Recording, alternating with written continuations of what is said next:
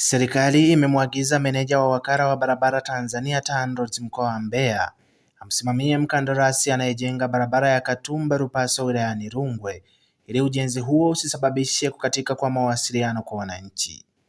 Naibu Waziri wa Ujenzi Mhandisi Godfrey Kasekenya ametoa agizo hilo wakati ya ziara ya kukagua maendeleo ya ujenzi wa barabara hiyo kwa kiwango cha lami. Mradi huo unaolenga kuunganisha halmashauri za Busokelo pamoja na Rungwe na kuboresha usafiri katika ukanda huo. Barabara hiyo yenye urefu wa zaidi ya kilomita 35.3 inapita katika maeneo ya milimani, hali inayosababisha maporomoko ya udongo mara kwa mara na kuifanya kujifunga, jambo linaloathiri mawasiliano na shughuli za kijamii na kiuchumi za wananchi wa Busokelo na maeneo jirani.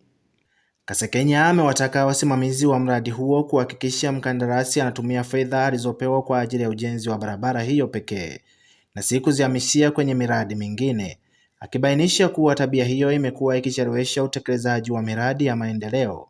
Meneja wa TANROADS mkoa wa Mbeya Suleiman Bishanga amesema barabara hiyo inajengwa kwa gharama ya shilingi bilioni 54 na serikali imemlipa mkandarasi fedha za awali shilingi bilioni 4.7. Habari kutoka Mbeya, mimi ni Ezra Joni, Dar es Salaam, Tanzanite TV.